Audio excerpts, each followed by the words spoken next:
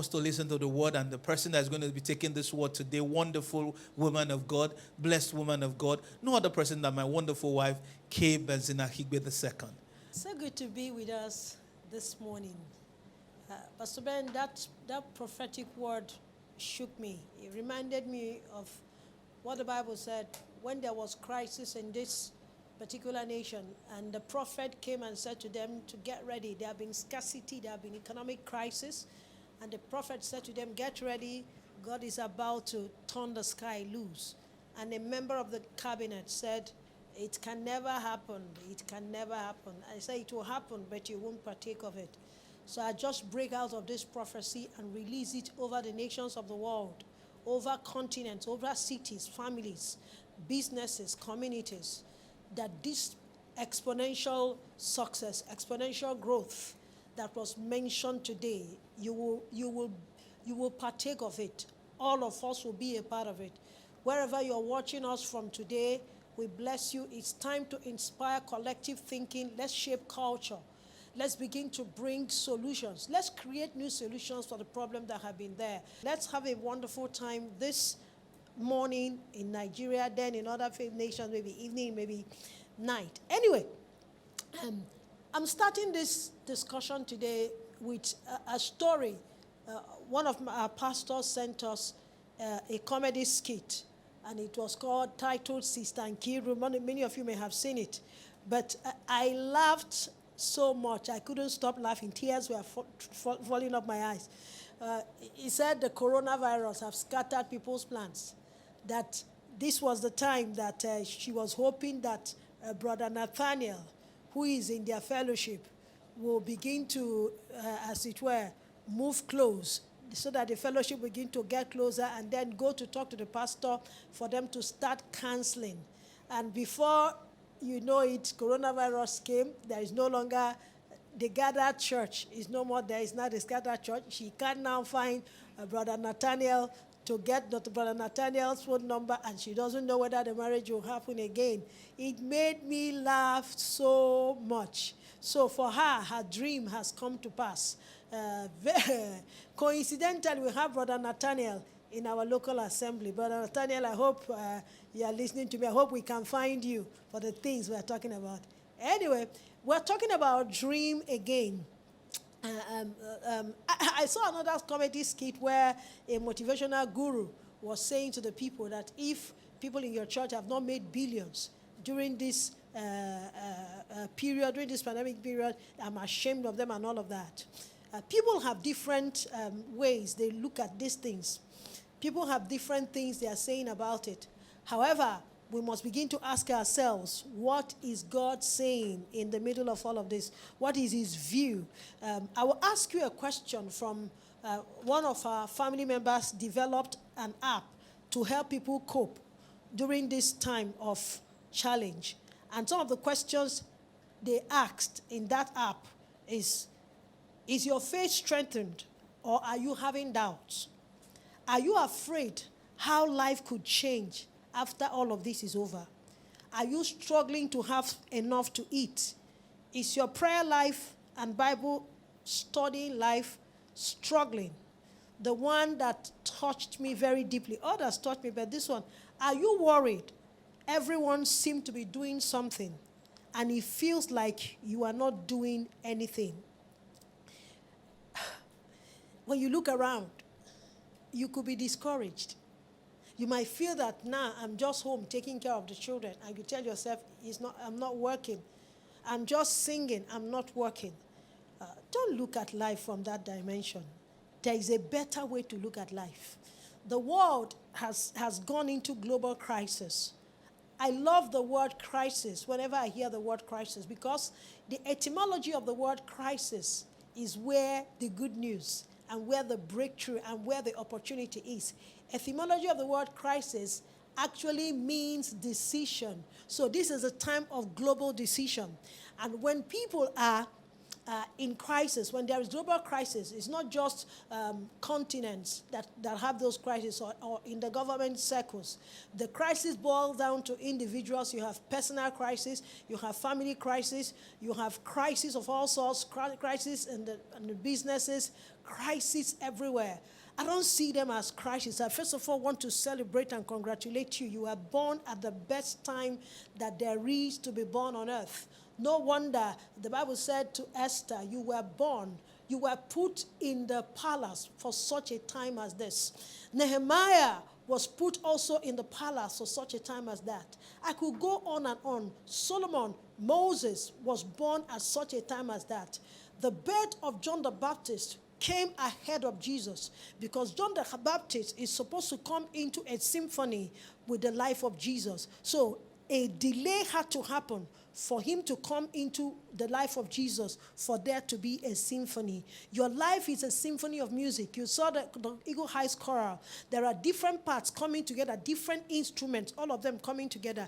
If they were beating it differently, physics would have called it noise. But they beat it, if they were beating it and it wasn't coordinated, but it was coordinated, so it is music. So I just want you to know that whatever it is that is happening now that is being called global crisis is global music. It's global music because the soprano, the alto, the keyboard, the drum, everything is going to come together for your good. All things work together for your good. When crisis comes, when people lose their dream, they stop dreaming. The pictures they have of a great future, they shut down on those pictures and they say, we're waiting for COVID to finish so that we can stop dreaming. And I want you to know that you're not isolated alone. If there is discouragement when in front of your dream, when the dream that is burning in your heart, when you put it close to your heart, you are afraid to look at it again because you're asking yourself, where do we go from here? People are desperate. People are lonely. We are traveling around the world with people who are preoccupied with a sense of hopelessness, asking themselves, what's going to happen? You are not alone. It happened to David. David came to a point where he was troubled and he was in hopelessness and wanted to give up. You're not alone. It happened to Elijah. Even after he saw great victory, he killed all of those prophets, and you will think that he will say, yay! He didn't come to an aha moment. He was so discouraged and afraid that his head will be cut off. It happened to Jonah, your brother, when he was running away because of the assignment and the dream that God put in front of him. It happened to Job. Everybody, all of us know about Job. It happened to Moses. It happened to Jeremiah, the weeping prophet. Jeremiah wrestled with great loneliness. He battled feelings of defeat. And then it happened to Jesus. Jesus even said, if it is possible, just take away all of this. Then he said, nevertheless. So you are not alone. So in the comfort of your room, I want you to begin to clap for yourself. If you can give me an emoji. Give yourself a thumbs up. You were born at the greatest point of revival. You are born at the time when great things are about to happen. We are about to see the kind of inventions we have never seen in our world. It was when there was crisis that we saw industrial revolution. When there was crisis, revolution began to happen. And necessity, oh my God, is the mother of invention.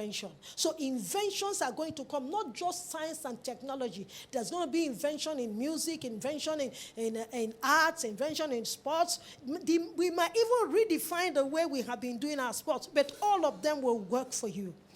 But do you know that the seeds of crisis always bring growth, development, and then has a way of changing the global landscape?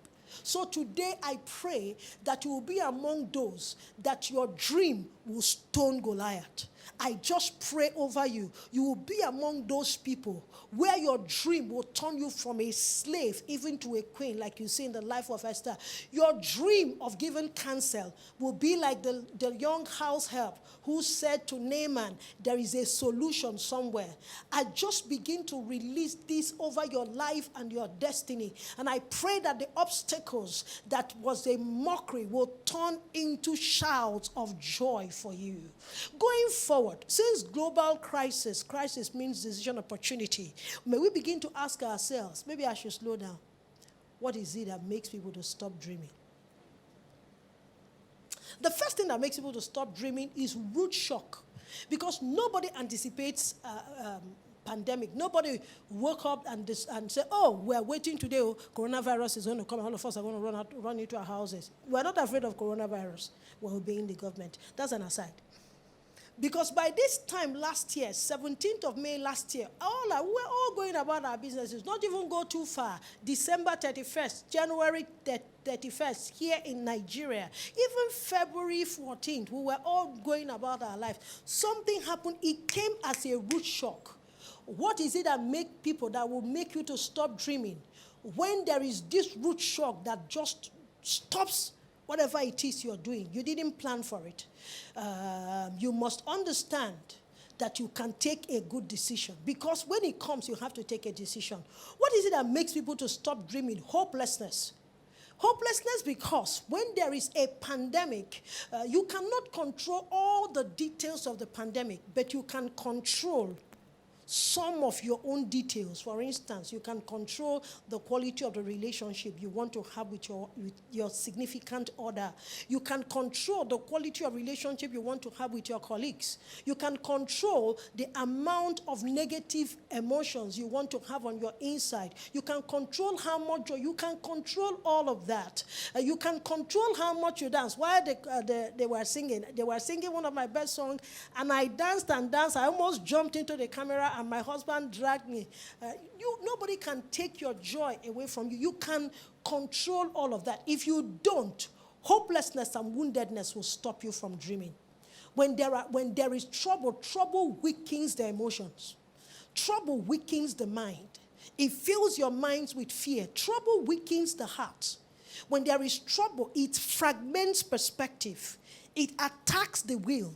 The understanding, this COVID-19, there are several different things. The other time they say it can fly whether about 13 feet in the air, and then it can stay in the surface. It just mumbles your understanding. Your relational skills, all of that are weakened by trouble. And when there is trouble, the first thing that flies away is your ability to dream. That thing that you have been saying, I will do to change the world. You have been calling yourself a culture architect. You have been calling yourself a solutionary. That when the thing comes, you're going to create solutions to begin to solve the entrenched problems that we have. You have been calling yourself someone who has insight, foresight, that you can bring and come and change our world. But then this thing comes. What are we going to do? Let me just educate us a little bit. Let's bring a little bit of education.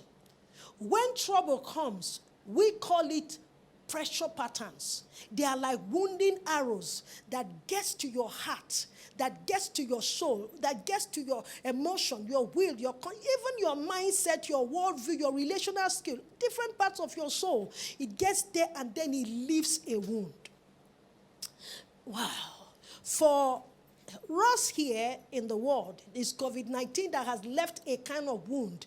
And this wound, if you don't manage yourself, it will attack the picture. And when that picture is attacked, you know what it's going for? You will spiral with a lot of emotional pain issues. You will see trauma, you will see frustration, you will see hopelessness, you will see rejection. You will feel that the government is insensitive to our needs. You will have fear, continuous fear. Depression will set in. And if we don't manage ourselves properly, there will be a cycle of negative consequences. You see domestic violence, and then you see moral failure, you see negative thoughts, you see substance abuse, you see all kinds of abuse. All these things, all of them follow once dream is attacked. Because I was thinking about it this morning. Look at what it looks like to me. If when I'm in the gym, I'm running, trying to take about maybe 5 laps, or I'm trying to do a rep, I'm trying to do a sit-up, and I have to do about maybe 20 reps. By the time I get to 10, I'm feeling tired. In my mind, I will say, oh, it's just remaining 10. And then I will now start counting down. Instead of counting 12, 13. I'll now start counting 0, 1. It gives you some kind of motivation that you are about to come to an end. What your dream does for you, it puts splits. It just makes you run. You are 10 times taller than you are. It's like someone who is playing a ball and then you are standing in front of, he say, look at you, look at the goalpost, look at you, look at the entire stadium. They are excited, they are jumping. You haven't turned in. Immediately you turn in, everybody will shout, it is a goal. But when you are dribbling, and then when you're about to get into an advantage position, someone just comes and removes the ball from you. That's what this COVID-19 looks like. Your dream will come alive. Your dream will not be destroyed. You won't have a wounding arrow that will bring spiral, painful emotional responses, and then that will come with negative consequences. So let's begin to say, what do I do if I see that I've stopped dreaming? When love has gone wrong and disappointment is everywhere and trauma seems to be continuous in my heart, when the love I thought I have, it can be money, it can be anything. When that thing you think is a substance in your heart have just disappeared, evaporated into thin air, what should I do? The first thing you need to do is to partner with Christ. So we're going to look at scripture. John chapter 16, verse 33, Jesus said, these things I have spoken unto you, that in me you might have peace. In the world you shall have tribulation, but be of good cheer, I have overcome the world. Jesus said there are two people to partner with. You can partner with me. If you partner with me, the consequence is peace. If you partner with the world, the consequence is tribulation. And then he said, if you partner with me, just begin to rejoice ahead of time, because that your destiny is that you have overcome the world. Wow. Let's unpack all of this. Let's unpack it. There are two locations. The first location is a location called the world, that is without God. The second location is a location. The first location is a location with God. The second location is a location without God. I place before you today life and death, blessing and cursing. Choose life that you may live.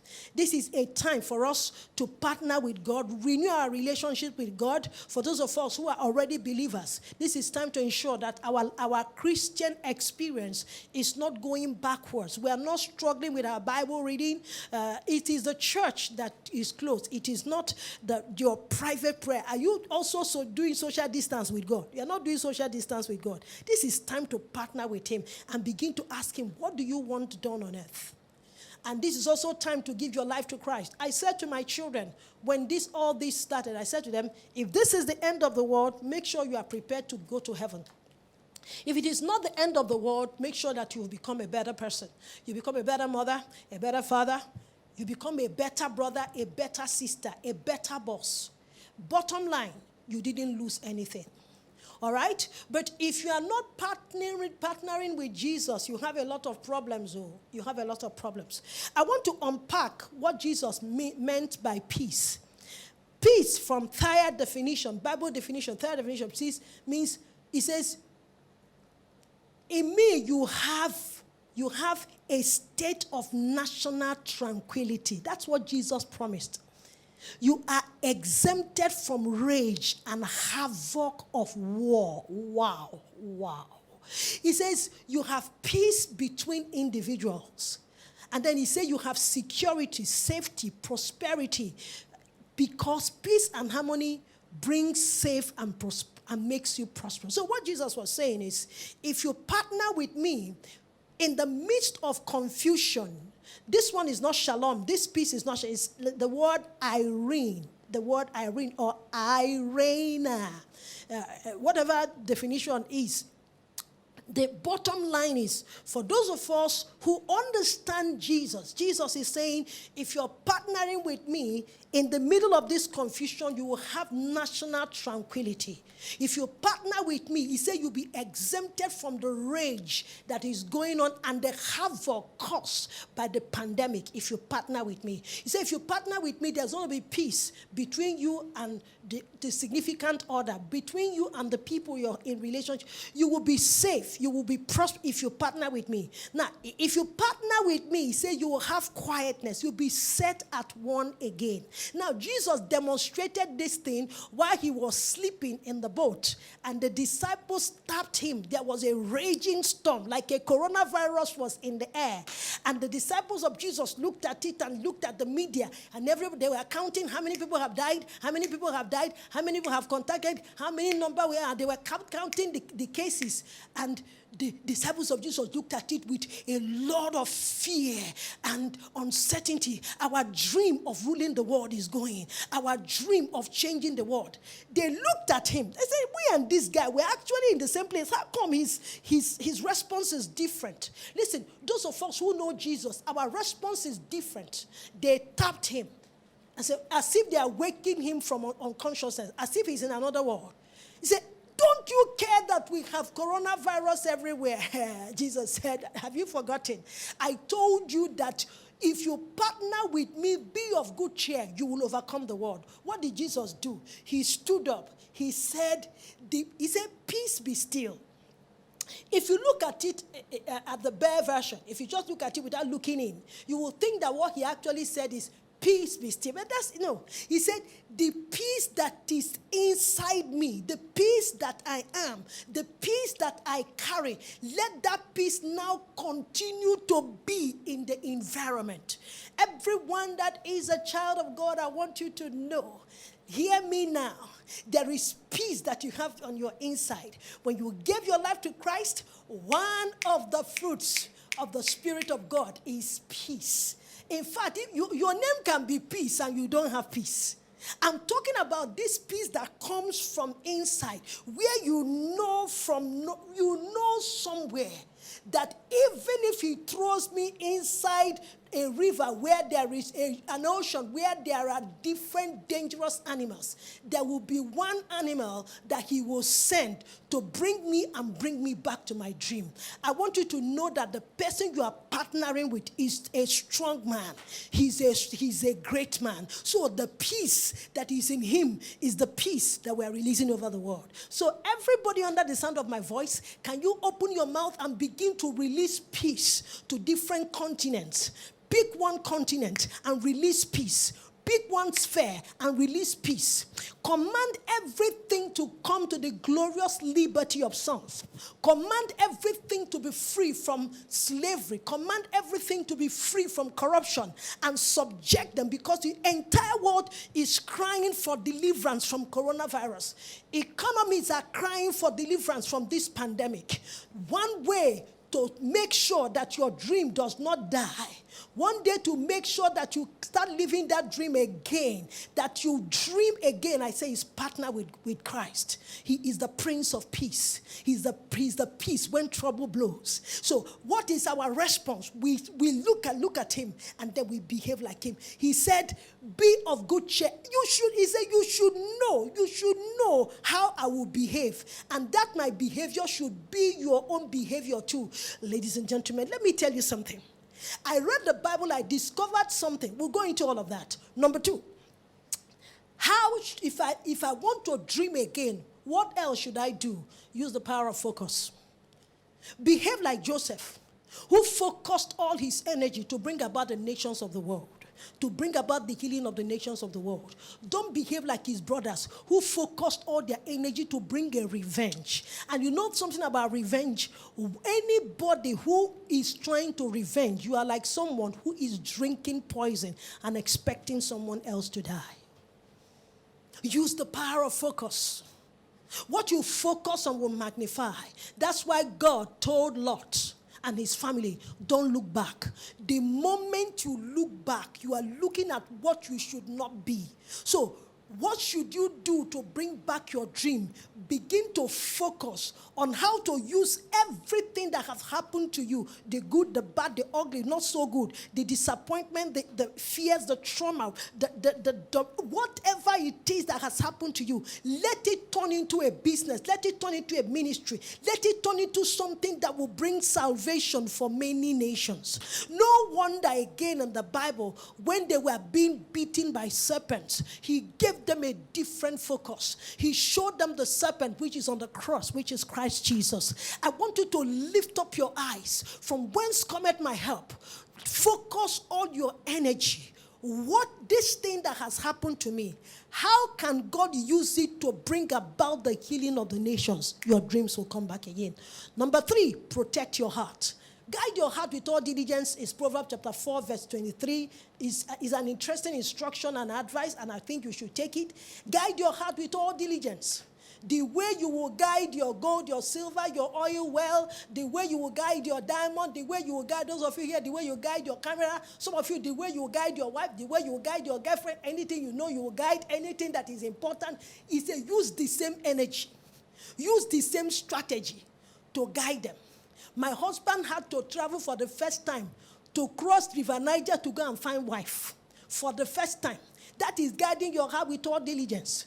What enters your heart will control your life. So to avoid what controls your life, when you get to the media, look for the positive part of it. Everything that is, look for, so that your heart will not be damaged. Because if that thing hits your heart, it will come out. When you dream at night, you will dream. You'll be in the dream. Coronavirus will be pursuing you in the dream. And you say, I just received a revelation that coronavirus is going to continue. If you concentrate on you'll be in a dream. You give birth to a child. That child will be coronavirus. So you need to change what it is that is entering into your heart. And then the third part of it is, when your position doesn't match your position is a lie. When your promise doesn't match your experience is a lie. You must tell yourself this truth. The first one is to partner with Jesus. The second one is to protect your heart. The third one is when your position does not match your possession. What is your position? I'm seated with Christ in the heavenly places. What is your possession? As I'm talking to you, you're even sitting on ordinary floor. In fact, if you look around you, there's nothing to eat. As I'm sitting talking to you, you are in a boardroom discussing with people who are supposed to be your political friends, but actually they are not really, really friends. They are there with you with their mouth, but their heart is somewhere else. You finish the discussion, they go back and just mess the thing up. Wow. When you say, I'm seated with Christ in the heavenly places, but your experiences don't look like it. And the Bible says we have the mind of Christ. I love to read that scripture. He says, that's 1 Corinthians chapter 2, verse 16. Don't mind me, I'm getting excited. I believe that God does not lie. For who has known the mind of the Lord that he may instruct him? It was Paul that was asking. He said, Corinthians, you people, you know philosophy, eh? You're very knowledgeable. You have PhD in this, PhD in that. You are the epitome, you are the peak of knowledge. But now let me ask all of you a question. Which of you here can so I know the mind of Christ so that I can give him advice? Then halfway he turned. He said, but. In other words, all of you with all your knowledge that has come from the flesh, you can't interpret the mind of Christ. He said, but we have the mind of Christ. We have the mind of Christ. In other words, in as much as we are with everybody, there is something we possess that makes us different from everybody. Because we have the mind of Christ, we can instruct him. Someone said, Pastor, okay, are you trying to say we're going to give God orders? I can even show you scriptures. Put me in remembrance. Let us argue together. Set forth your case that you may be proved right. In fact, Jesus was talking in the book of John. He said something. He said, if you abide in me, in other words, if you have relationship with me, wow. If you dwell with me, if both of us have come into intimacy, this intimacy, I'm talking about a loving relationship with God where you know without any trace of doubt that he's your father. He said, and my words abide in you. In other words, you have been spending time, you have been using the word of God to clean your mind, to clean your perspective, to clean your worldview, to clean your disposition. You have been using the word of God. He said, if I abide in you and your word, my word abides in you. If you say something, I will do it. If two of us, you say something, I will do what you said. In other words, A man can come to a point where you will say something on earth, that thing you said on earth, God will bring it to pass. Shall I hide from Abraham what I will do, seeing that he's a great man? In fact, Abraham was the one that was negotiating. Oh my God. He was negotiating the destiny of an entire nation. Is he not the father that said, I will give up, I don't want to call the name of the nation, for your ransom?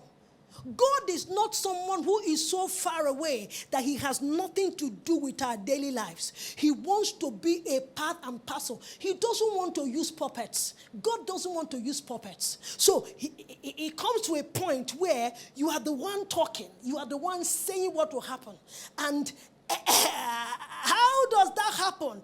Let me give you an instance. Last week I was speaking here, and I came to a point that I didn't want the fan on. I was blinking to the people around. They didn't understand what I was saying. So I just blinked. My PA just went to the fan. There was no connection. I didn't even look at the fan. I just looked at her and blinked. She went and put off the fan. Now, the senior member of the team, of the media team, could begin to confront her. Why will you put off the fan? Can't you see that this woman is sweating? It happens all the time. Sometimes someone will do something. Say, why would the person be talking like God? Are you God? Are you God? He said, who knows the mind of God that he may instruct? He said, we have the mind of Christ. So, which means we can instruct. We can instruct, and that instruction will be like God is instructing. And it comes from a place of fellowship.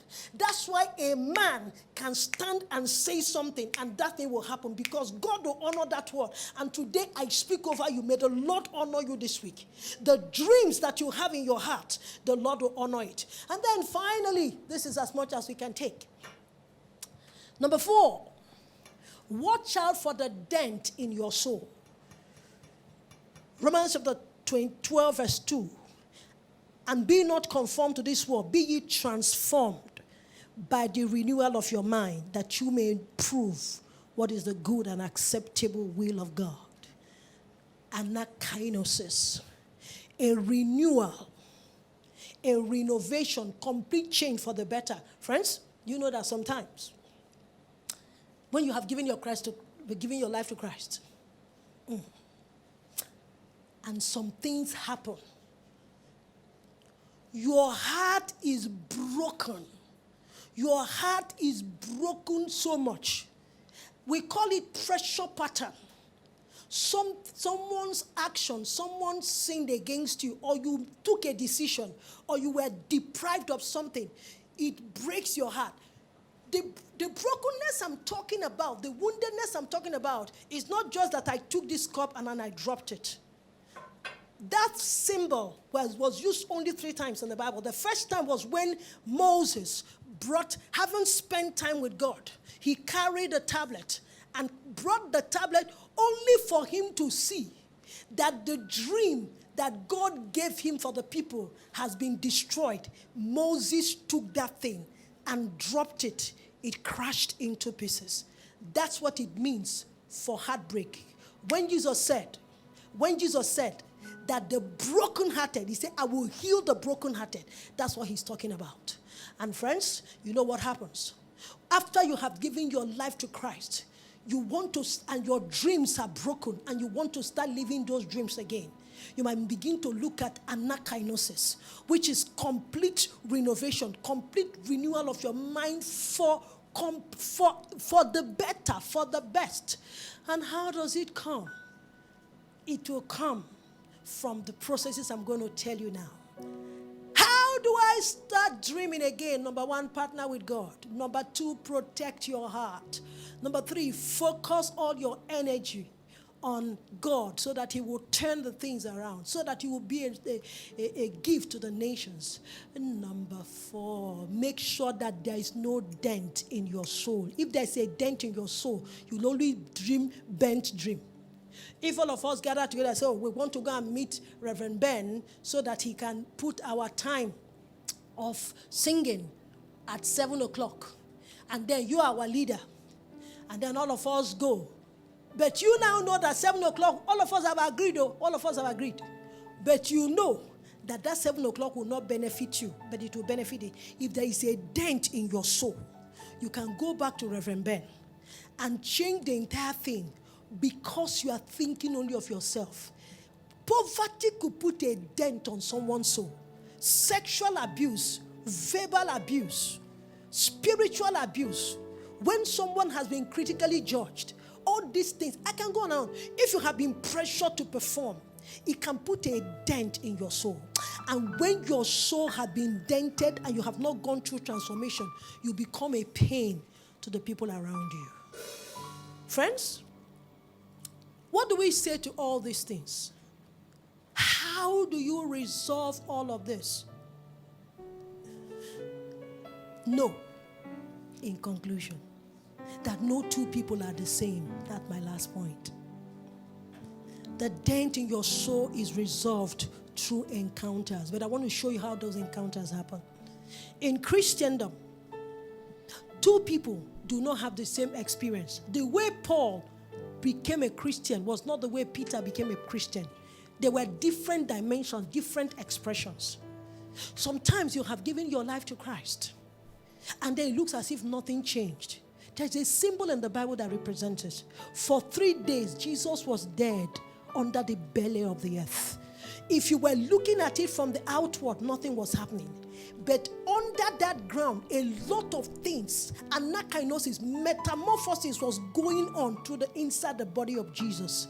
At that particular point in time when nobody can see a physical change, just make sure that for your dream not to go, that you have the Roman centurion, the Roman soldiers around the grave. These are the people who make sure that no event changes.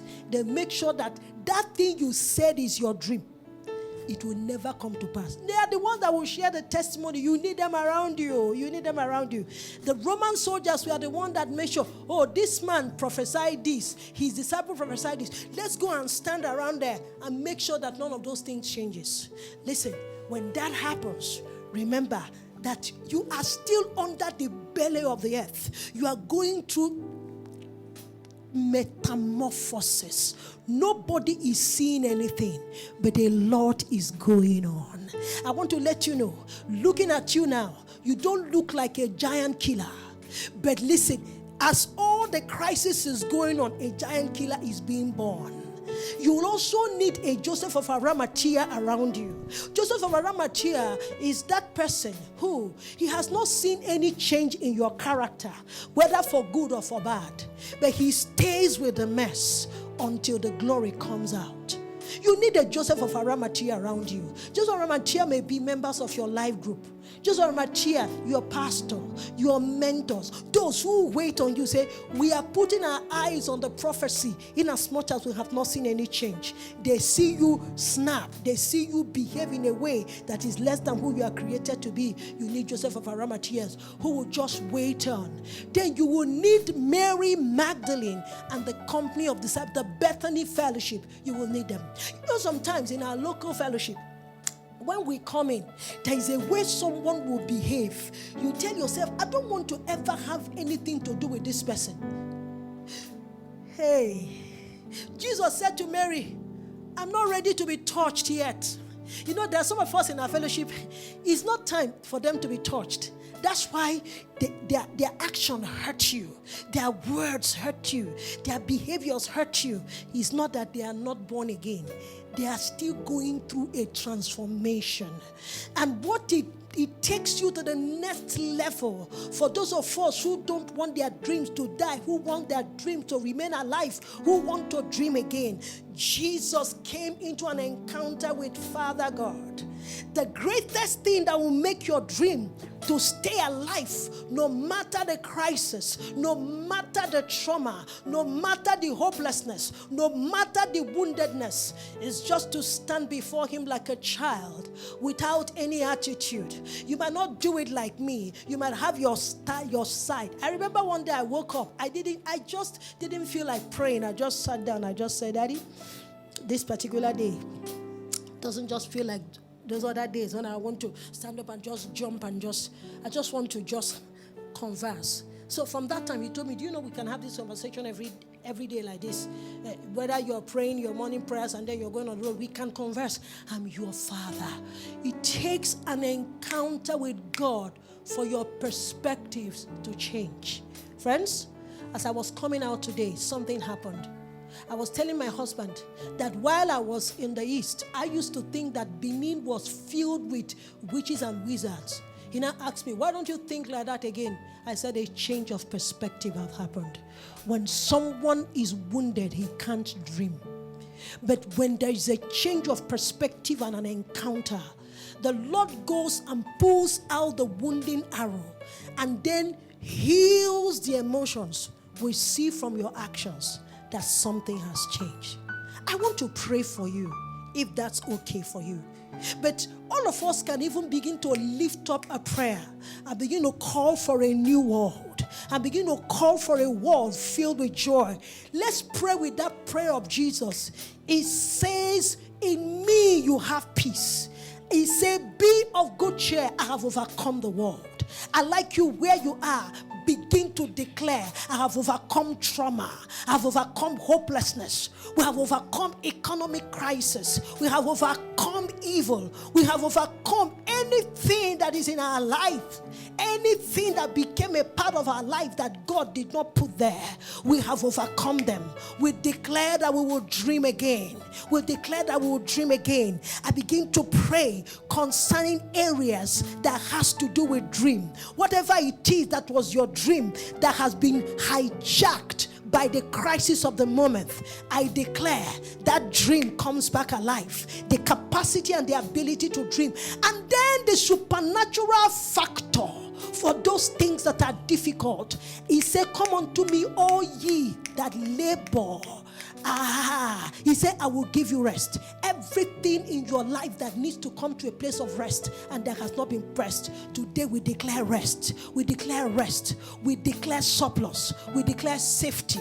We declare prosperity. We declare healing. We declare abundance. We declare the mind of God. We declare the will of God. You will live out God's dreams for your life. The time of dance have come. The time of dance. The time of dance. You will dance again. In the midst of that nonsense, you will dance again. You are coming out of the valley. You are coming out of shame. You are coming out of trauma. You are coming to a place of dance. I pray for you that the hand of God will meet you. The light of God will touch you. We are going to dance. And when we are dancing, remember, this dance prophetically becomes your life experience from this time. We are dancing, we are saying our dreams are coming back again. The peace that is in us, still be. Cure for desert places, still be. Wow. Thriving times, still be. Thriving times, still be. The dreams, still be. Hallelujah. Jesus, you are worthy, Savior, thou art worthy, thou alone art worthy to be praised, thou alone art worthy to be praised, thou alone art worthy to be praised, thou alone art worthy to be praised. Chukwuo, Chukwuo, hey.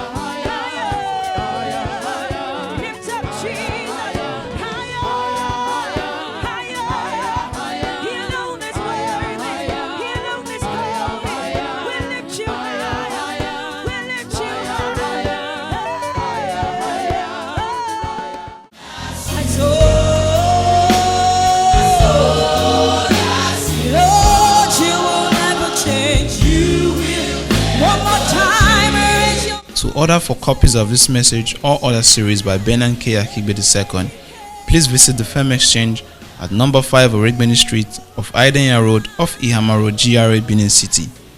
You could also contact us via our telephone numbers 080-510-28787, 070-696-96499. You could send us an email on info@femfoundationg.org, or you could visit our website on www.femfoundationg.org.